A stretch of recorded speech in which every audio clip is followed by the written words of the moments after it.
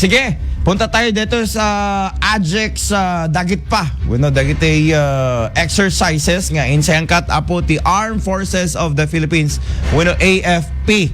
Nga madama apo ditangay Lapas San Judes. Tinutukan ti IFM News Team, babaen pa lang kini Idol Lawrence Corpus Martinez. IFM News. IFM News. IFM News. Lokal.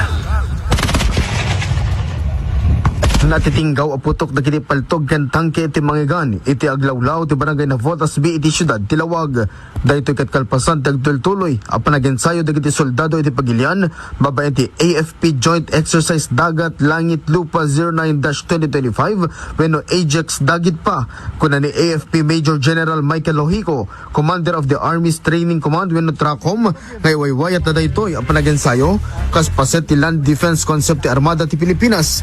Imbatad na nga importante daytoy ang panagensayo da gaputa daytoy ti mandato ti Armed Forces of the Philippines amang salaknib ti teritoryo ti Pilipinas. Segun ken kuana ket saan laing nga Ilocos Norte ti pakaisay-say angkatan iti kastoy a klaseng aktibidad no di ket di adapay ti may patpatungpal kadagiti lugar akas iti Palawan, Pampanga ken dumapay a paset ti Pilipinas. Okay, this is one of the events of our AFP Joint Exercise Dagitpa.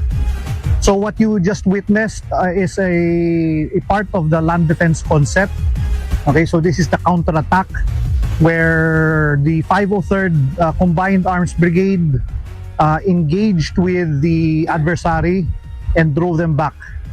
Okay, so what you witness is a combination. It's basically combined arms, a combination of infantry, armor, artillery, all executed together in one concept of operation. The mandate of the Armed Forces of the Philippines is to defend the territory and our sovereignty.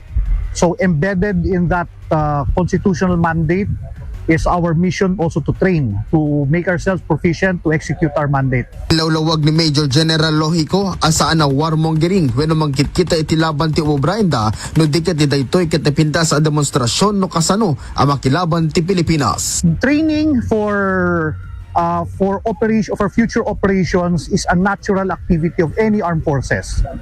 That is our commitment to the state and our commitment to the people. So this is, I would believe, very normal for any armed forces, not even in the Philippines, but also for other countries.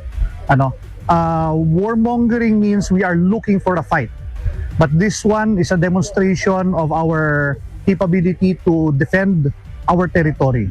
Namuan anay yaludod ti Dagitpa gaputa dagiti kakadwa nga gisayangkat ti military exercise ket naman timbulong kadagiti naapektaran ti Bagyo Uwan. Inayon na pinili dito Ilocos Norte nga iso iti pagtrainingan tapno iti kasta ket masigurado pa iti seguridad dagiti umili. Para iti IFM News, Idol Lawrence Martinez, tatak aremen.